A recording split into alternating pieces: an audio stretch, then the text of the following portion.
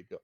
Bismillah ar-Rahman ar-Rahim. Welcome to another very special episode of Cricket Mehfil on Grassroots Cricket. I personally am very happy, very excited today to be joined by my dear friend and one of the best T20 cricketers in the world, Mr. Chris Green. Chris, how are you? I'm good. I'm all the better for seeing you, and it's been far too long between catch-ups. So thank you so much for having me.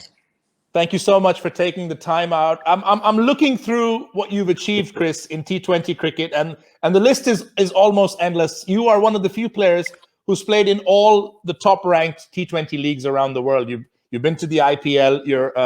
You're a constant present for the Sydney Thunder in the Big Bash League since your debut to now. You've got the longest contract in BBL history, so clearly they rate you very highly. You've played the PSL.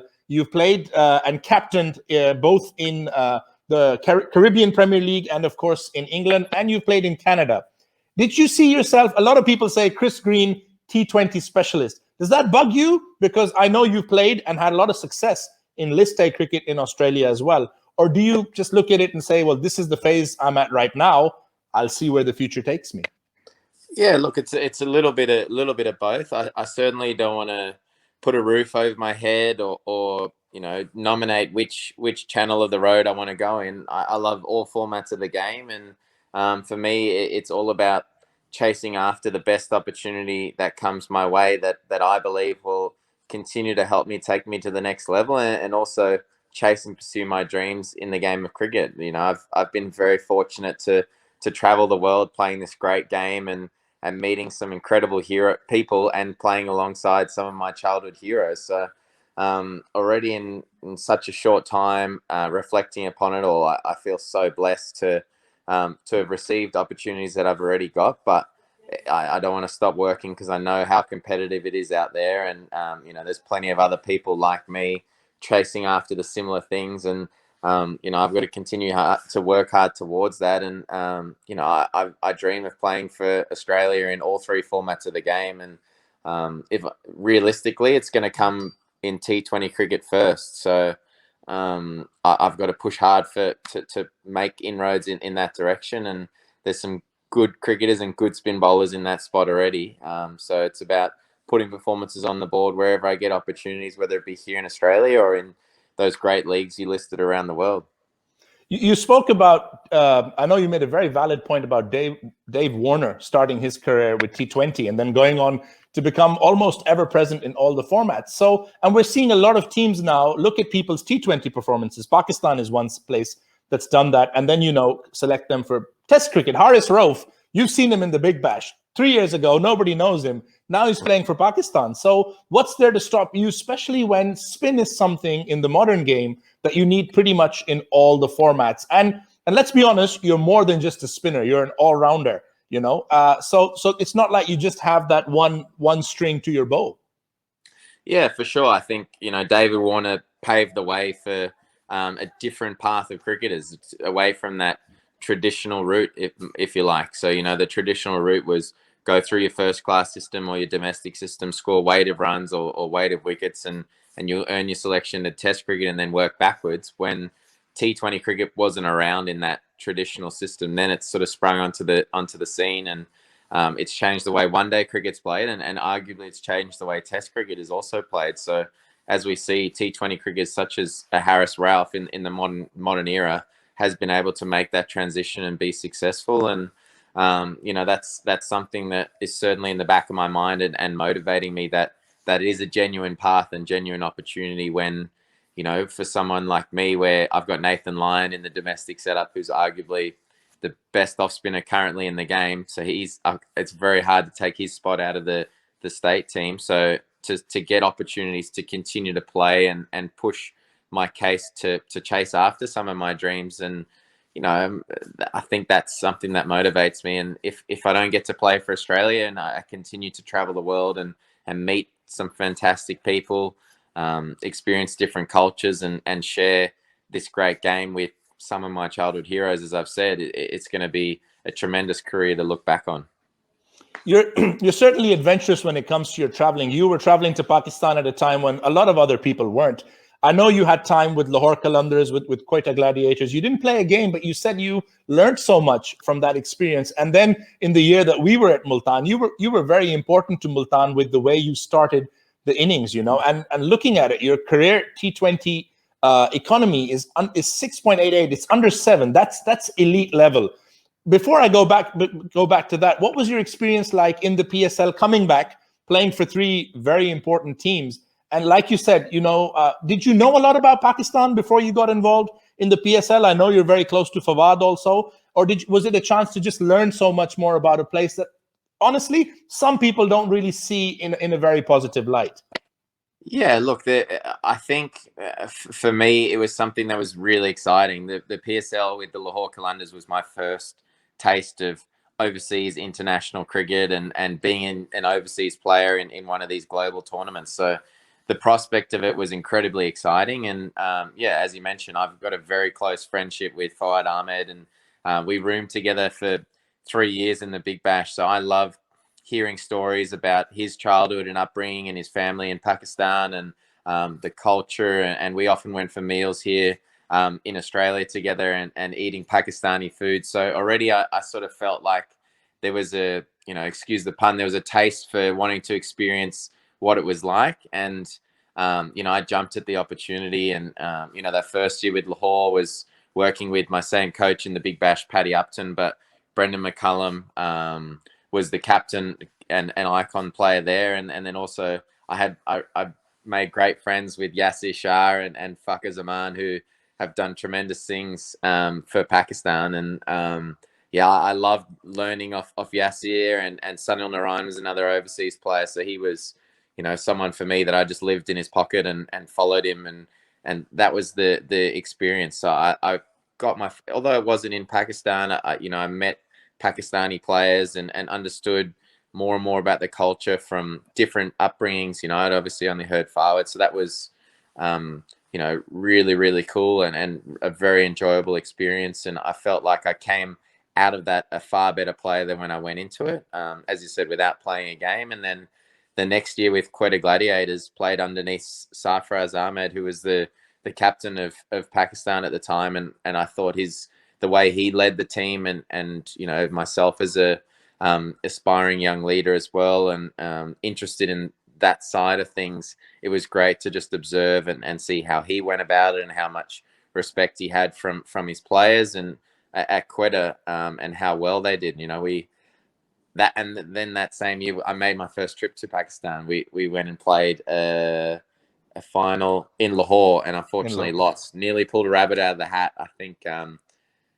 in the last over we needed 28 against Zelmi, and I think we fell 2 or 3 runs short, and there was like a run out that cost us and nearly got us into a super over, and it was awesome. So to be in front of the crowd there for the first time. So those first 2 years, although not playing a game, I learned so much about myself, about my game, about cricket, about Pakistan, about the culture. And yeah, as I said, I think both of them very different, but the same sort of thing happened. I left in a better place than when I arrived, and that became something that I wanted to continue to pursue everywhere I went. Those being my first 2 trips out of Australia, everywhere I went for cricket, I wanted to leave in a better place than when I arrived, and whether that be leaving the team in a better place, me leaving in a better place, or a combination of both, that became my goal. And you know, when we met at Multan, getting my first opportunity to play a game in the PSL was awesome, and then playing in what I thought was Shahid Afridi's last game in Karachi. It was marketed to be, and he's gone on to play for years longer. So that was really, really cool. And you know, as we discussed, touch wood, I can continue to play for as long as he's done, and had half the successful as career as he's done as well. So, you know, in all honesty, I've loved it. Making the trip to Pakistan in uncertain times for me became very easy. And that was in the year I was at Quetta. I'd struck up a good relationship with Asad Shafiq, and just hearing his story about representing his country and playing for Pakistan for so long, but having never played a match at home in front of friends and family. And that really struck a chord with me, with how important and how much I valued playing at home in the Big Bash in front of my friends and family. And I thought, you know what, this is bigger than me, and this is bigger than anything else. It's for the betterment of the game of cricket, and that was it. From there, it was a simple decision to go, and you know, I'm so glad I did, because it's just a different noise. It's a different passion for the game, being there firsthand rather than seeing it, you know, through social media channels or whatever. And you were a very popular member of the Multan Sultan squad with the fans. We saw you, doing the little dance with the drummers and everything. And everybody on social media is constantly asking, "Give us more pictures of Chris. We want to see Chris dancing." So you had that connection with the fans in the UAE. And then when you went over to play, like you said, what was billed as Lala's last game, he's still going strong. Still might be there playing in 10 years. So you built that you built that connection with the fans as well, because obviously, being a younger player, you're very in touch with social media and things, and the fans, they related to you. I was seeing the other day your shirt giveaway, and you're getting videos from all over the world. People trying to copy your action: Australia, Pakistan, India. So how amazing is that? Because you've also built these connections with people you may never meet and who may never meet you, but they relate to you and they learn from you and they see you as an icon, as an idol. How great is that feeling, knowing you're impacting possibly future cricketers, be it from Australia, be it from India or Pakistan? That's something also that must stay with you. Yeah, look, I think that's incredibly humbling to hear that and also be a part of that. It's something that, I haven't sought out directly or pursued after. I guess it stemmed from just having fun, and enjoying the experience and being really present in where I am, and just trying to be myself. I'm a terrible dancer, so I don't know why. Maybe that's why there was a lot of traction around it. But I just felt like in the experience that I was having in Pakistan and also all around the world, it's such a vibrant feeling being there, and I still get goosebumps every time I step over the rope in front of a crowd, and to see the passion from different countries for this great game is something that's really cool to be a part of, and I think that's something that I'm addicted to, if you like, is just continuing to chase after that, because obviously the higher you play, the bigger the crowd, the bigger the moment, and seizing those moments are incredibly special, and trying to contribute to your team in that way. And then it in terms of off the field, it's just trying to leave the game in a better place than when we arrived. As I said, I've been incredibly lucky to play this game and play in some different leagues and achieve some great things already. And I was inspired. I was an inspired youngster at one stage, looking up to people, and I've been helped along the way by some of my heroes back in Sydney, and then also around the world, in playing with them and them giving up their time. So for me, it's a simple thing about continuing to give back to future generations, whether it be in Australia or anywhere around the world. Now, we talked about the technical side a little bit, Chris. A run rate, an economy rate of under 7, that's elite in T20 cricket. It's even more amazing when you consider that you bowl most of your overs in the power play. So when the field is in, here you are, an off spinner taking on the best batsman, because in T20 cricket, the best batsmen open, even if they're not openers. And there's you going for under 7 runs and over, going through overs, 4 overs giving 3 runs, 4 overs giving 4 runs, a strike rate of wicket every 23.8 balls. How do you do it? It's not easy. We've seen some of the best bowlers in the world try also, but it's something you've done consistently. I was reading yesterday that since 2016, that's going on 5 years, your economy rate in the power play is in the best 2 in the world. You've done it consistently, and like we said, you play different leagues. You play in Australia, you've played in the UAE for the PSL, you've played in Canada, you've played in England, you've played in the Caribbean. All of them are very different conditions. How do you continue to keep that consistency in your game? Is it just like you backing your plan, or do you change it for each scenario? Because you'll find different wickets in England, different in the Caribbean, different in Australia.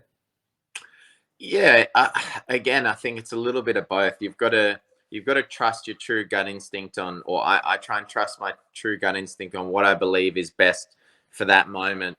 And that moment covers those conditions, the certain opposition, the state of the game. And it's trial and error and continuing to learn and adapt. And my style, as you said, is a very defensive type of bowling. And I try and minimize a lot of runs coming off my bowling, and that's my way of taking wickets. Because being an off spinner in the game, we're often perceived as little or no threat. It's always the first bowler that any right-handed batter anywhere in the world, whether you're playing in the nets, in the park, on the oval, in a real match, is there's no threat there. So I'm going to hit every ball for six. So it's playing a little bit off that mindset that if I can get one or two dot balls or even a few singles, then the batters are getting more and more frustrated that, they're not able to get me away or not able to hit those boundaries that naturally they expect. Even if I face an off spin bowler, I'm thinking, well, I'm no threat of getting out. I should be hitting boundaries here. So if he's able to tie me up or create doubt in my mind, then that I get more pressure than facing any other bowler. And that's just so I guess I try and play off that psyche and hope that other batters are feeling how I feel when I face off spin. So it's just adapting there, and then being brave and knowing that you're going to fail at times, but it's how you come back to that. And I think early on in my career, something that stuck by me is, my first coach, Paddy Upton at the Sydney Thunder, who coached Lahore for at least a year in the PSL, maybe two. He called a bowlers meeting, just a social one, and just said, guys, there are going to be times in this tournament where you're going to go for runs, you're going to hit for boundaries, but just remember that people aren't coming here to pay money to watch you bowl dot balls and get hit for singles. So if you do get hit for 4 or 6, you're contributing to the game and contributing to the spectacle. And I think that just made me relax about it more and trust my instincts, as I said, and go, you know what, this is the best ball to bowl right now. I'm going to bowl it. If it goes for 6, then the batsman's obviously done pretty well, or I've missed slightly, or, it's just a little bit of cat and mouse, really. Johan Botha was your coach in Multan Sultans, also at the Guyana Amazon Warriors. He's someone who places a lot of faith in you. He's someone who believes in you. And some people like to talk about similarities. I wouldn't call it defensive, because in T20, if you've got 24 balls and you're getting 12 or 13 of them dot balls away, you're doing a really good job for your team. What was it like with Johan? I know it was mentioned that you played really well against the Sixers, and he was like, okay, this guy is doing really well consistently. Maybe I need to do. How much of an influence has he been? Because he values both you as a player and also as a leader. Both with Guyana, you were mentioning that you just became captain with 4 or 5 games to go, and then you guys get into the final, and you've been consistently getting into the finals. You've been getting amazing results over there. So what's it been like working with someone like Johan, himself a very, very good off spinner in his day? In fact, he was almost like Shahid Afridi, playing for a very long time before he retired. So what's that been like for you? Has it been easier working with someone who understands your game, coming from a similar mindset, or has it been a completely different experience? It's been really cool to get to know him on a personal level, and then work closely with him as a coach, and then also as a captain when the opportunity arose. And there are definitely similarities in a lot of how we think, and I guess our version of that defensive mindset lines up, and just trying to be one step ahead of the batter at all times. So discussing options and reading game situations and learning off him, who's had such a fantastic career for South Africa, for South Australia, and IPL, CPL, all these leagues as well. So to tap into his knowledge and as a player, and then have him there as a coach to go to and relate to certain situations that I'm put into, and ask him what would he do differently, and critique in a really good way. That's been very helpful. And the faith he's shown in me at times when others potentially didn't know who I was or what I was doing, but as you said, through the performances against him in the Big Bash, and that's what it's all about in cricket. It's you see Sam Curran a few years ago bowling well against India in a Test match. All of a sudden, he gets picked up by CSK because Virat Kohli said he's a great bowler in a press conference, and I'm probably not doing enough justice to Sam there because he's a great player, but that's what it's about. It's if you time your run and put in the performance in front of the right people, you never know. And it's not about putting that pressure on each time. So Johan has been, a great influence on me, and he still is a great friend and mentor, and someone that I regularly chat to, and has helped me through a lot recently in my career, and I constantly pick up the phone and chat to him. We've both spent quite a while in quarantine recently, so we spent a lot of time on the phone just trying to kill time. And yeah, he's a great person to chat to and talk cricket and life with. Captaincy. A lot of people have this idea that young players can't be captains, especially in T20 cricket. You know, there's this thing that you need older heads. You've been trusted with the captaincy by Guyana, a very big club. You've been trusted by the captaincy with the Warwickshire Bears, also a very big club. Was captaincy something you sought out? Because was there a record of you captaining at youth cricket, at grade cricket?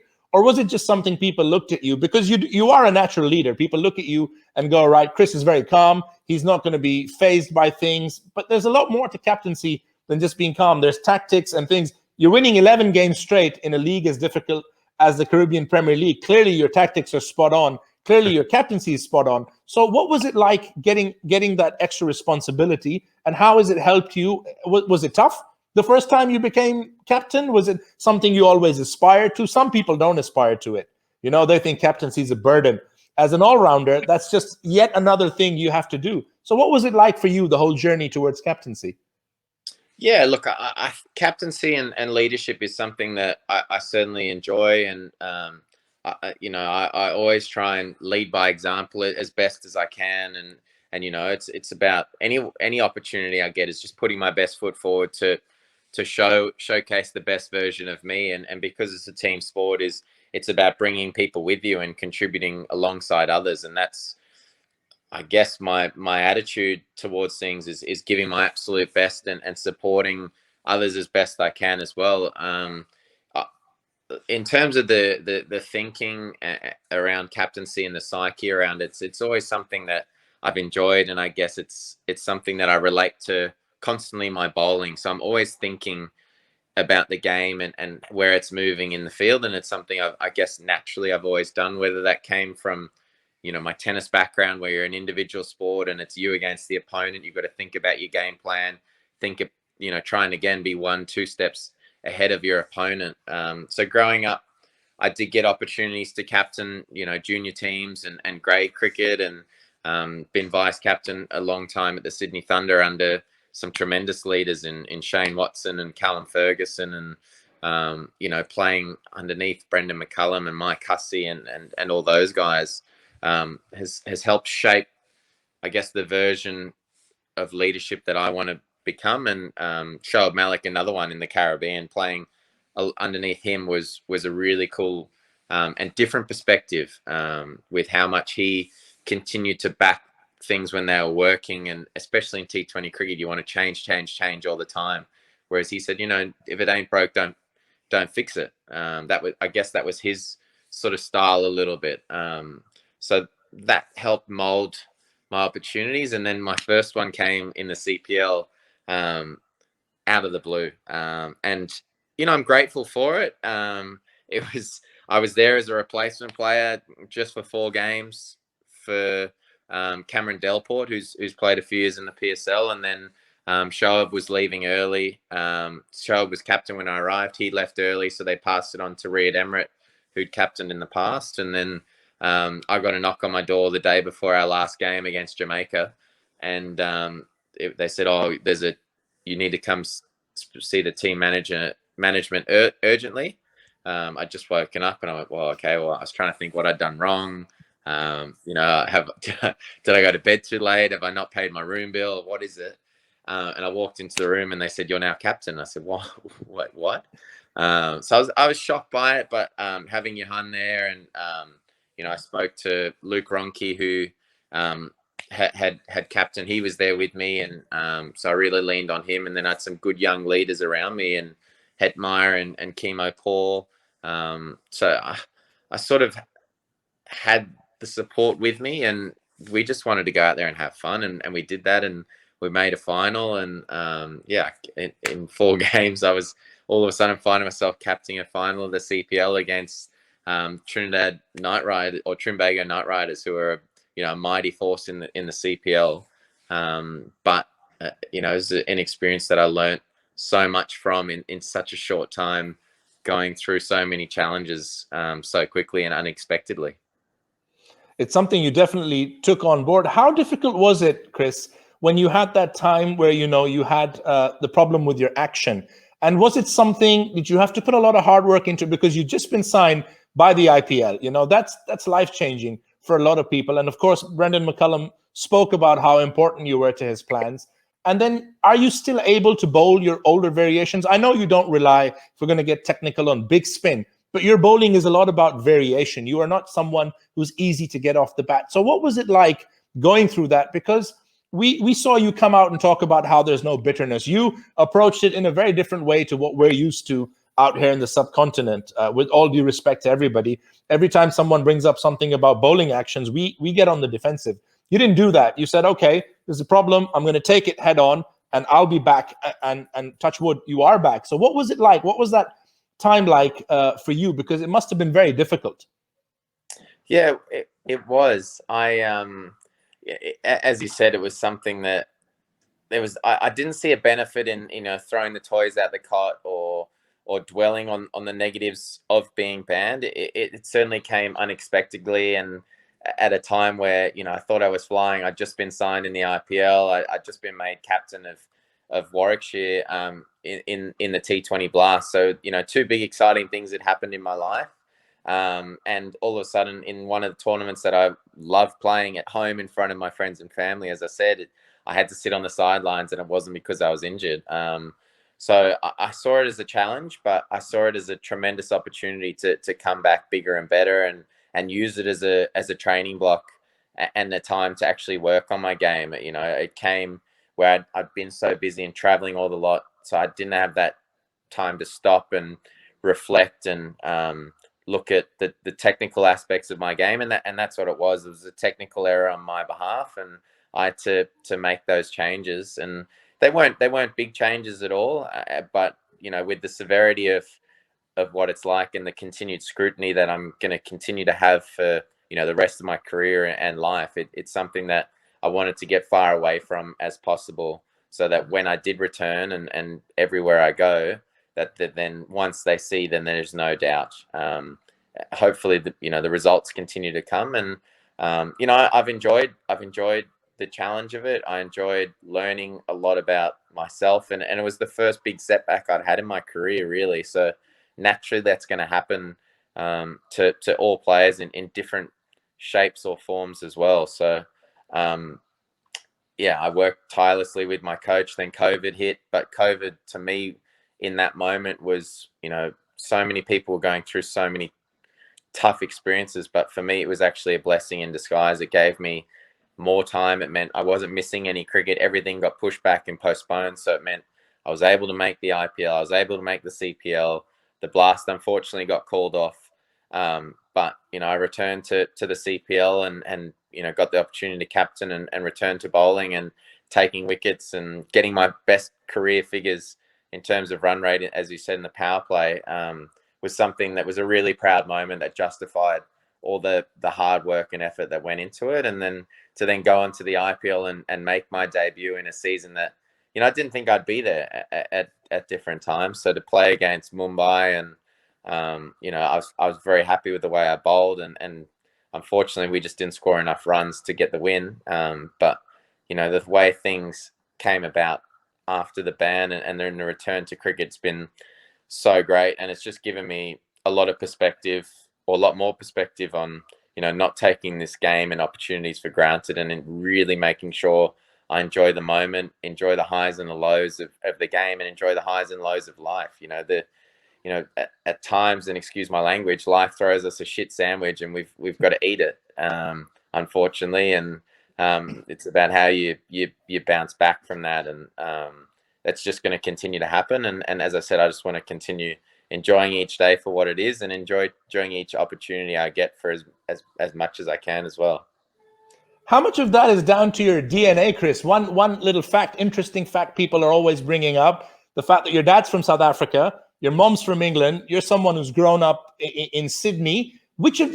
Have all of these places, I know obviously Australia has impacted you, you're an Aussie, but has having parents from different places, places where cricket is also very big, has that impacted you? Do you feel close to either of those places? I know you've got family in both of those places. And people are always interested when someone's got more than one, thing to their background. They're always very interested. Does Chris harbor hopes of playing for South Africa? Can the England and Wales cricket board send a plane to pick him up in time? So is that something like that? Because I know you're a very proud Australian, but obviously a lot of Australians also have, different backgrounds. We've seen in recent years so many Australian players coming from different backgrounds, and people who were born in other places or have family in other places.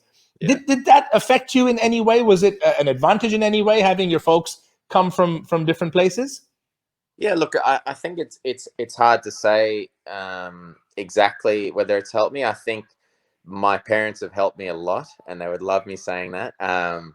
But I think particularly for them, they were professional sports people in their own right in tennis, and played at a very high level in reaching Wimbledon.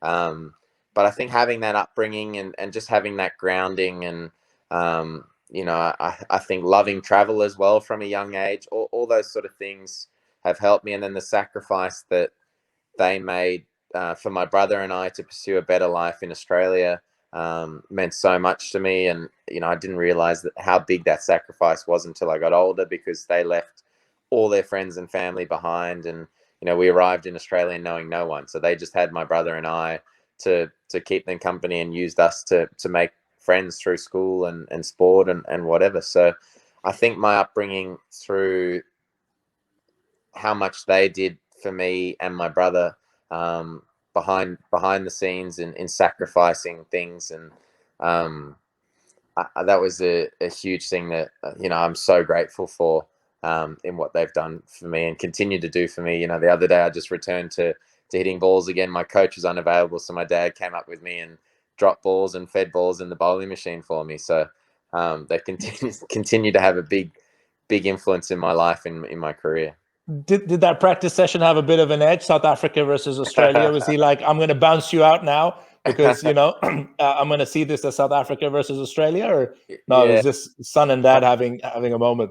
No, it was. My parents are very supportive. I mean, they joke, and similarly, my family overseas joke about it when if I play for Australia against England, or play for South Africa, play for Australia against South Africa, rather, they'll be supporting me and then supporting England, or supporting me and then supporting South Africa. So they'll want me to do well, but Australia to lose. And yeah, so they're very supportive in that ride. And I think as I said, it'd be a dream come true if I get there. And my mum and dad would be the biggest Australian fans in the stands, I think. No, well, you've certainly worked hard towards it. Chris, before I let you go, I have to ask you, having played at some of the best leagues in the world, having, captained at them, what do you think the PSL can learn from other leagues? Because you've seen the PSL up close.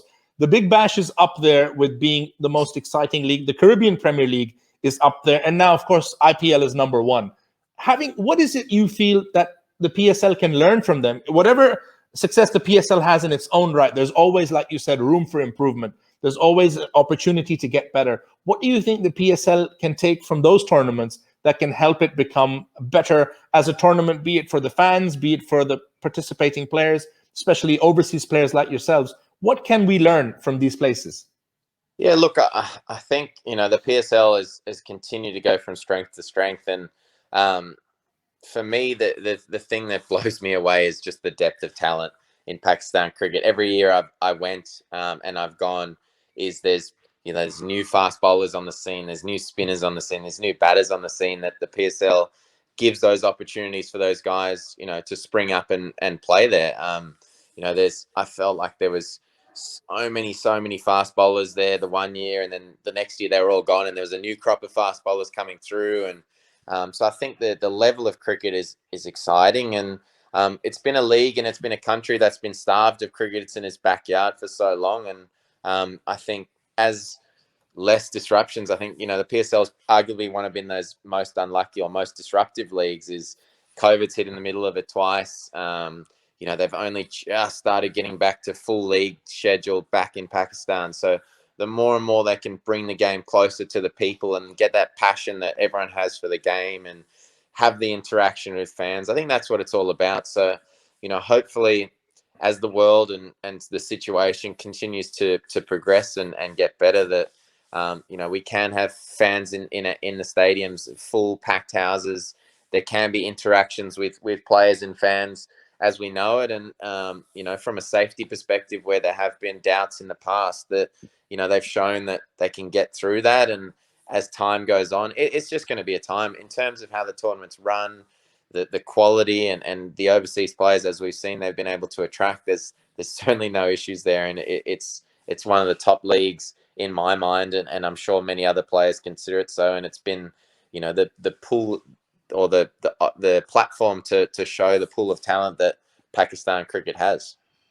I remember Ian Chappell saying, in Pakistan, you shake a tree and a fast bowler falls out. Do you feel that the level of fast bowling, because in T20 leagues, you would know this yourself as one of the best spinners in the world, there is a lot of focus on spinners, but somehow in the PSL, you do see fast bowlers coming through, even though we've got, I wouldn't say the most conducive pitches, but guys like Haris Rauf coming over to Australia, doing as well as he's done. And, then Dilber and other guys, and obviously people like Muhammad Amir going around, playing different T20 leagues, doing well.